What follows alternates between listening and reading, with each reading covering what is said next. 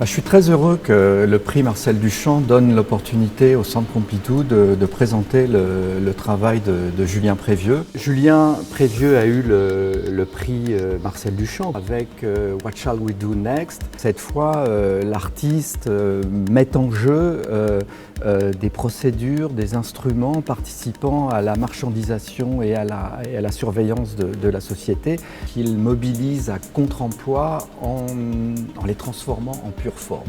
Le film, qui s'intitule Patterns of Life, est une sorte de reconstitution dansée d'une certaine histoire, qui serait l'histoire de la capture des mouvements et de la mise en forme et en diagramme de nos déplacements.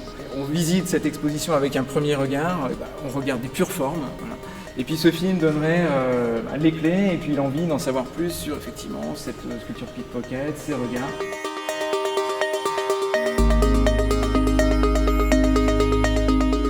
La grille est au centre de l'exposition et au fond on peut regarder aussi l'ensemble de l'exposition à travers elle. On retrouve ces dessins qui sont des enregistrements des mouvements de la pupille d'un ensemble de touristes qui sont passés juste devant, là, sur la piazza Pompidou, sur des œuvres emblématiques de la collection du centre. La pisseuse de Picasso, la fontaine de Duchamp bien évidemment. Duchamp disait que ce sont les regardeurs qui font le tableau, jamais la formule n'avait été aussi vraie. La sculpture pickpocket qui est réalisée à partir de l'enregistrement des déplacements d'un pickpocket sur la Rambla à Barcelone. Si les œuvres ont des supports aussi différents, c'est aussi parce que finalement il n'y aurait pas un médium particulier. On peut les voir en 3D, on peut les animer. Ça peut être uniquement des schémas, des diagrammes. On retombe sur des formes utilisées par la modernité tout au long du XXe siècle.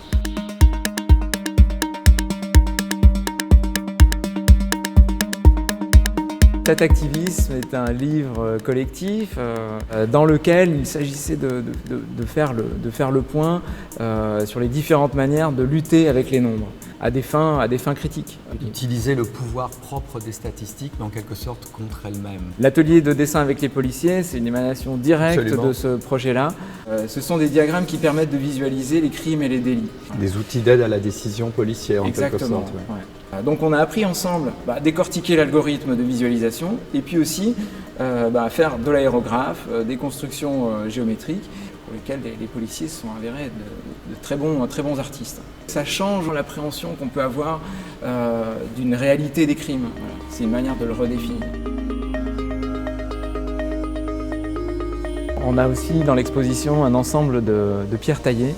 Ce sont des autoportraits qui ont été réalisés pendant une semaine. Ils sont en fait des enregistrements de mes propres accélérations pendant la semaine. On voit qu'il y a des jours où tu bouges plus que d'autres. Il y a des jours où je bouge plus, le samedi, étrangement. Today is Great, c'est un ensemble de dessins réalisés à partir d'une photo prise au téléobjectif des bureaux de Google à Los Angeles. Et ce qu'on voit dans l'exposition, c'est un ensemble de dessins réalisés à partir des détails de cette image. Et moi j'aimais beaucoup ce rapport ce renversement en fait. Le tracker de nos données, Google, qui devient le traquer. Ouais. Julien réussit au fond à montrer la charge critique, le pouvoir politique de la pure forme. Et ça, c'est quelque chose de tout à fait nouveau et de tout à fait intéressant dans le jeu des rapports entre le pouvoir politique de l'art et le pouvoir de la forme.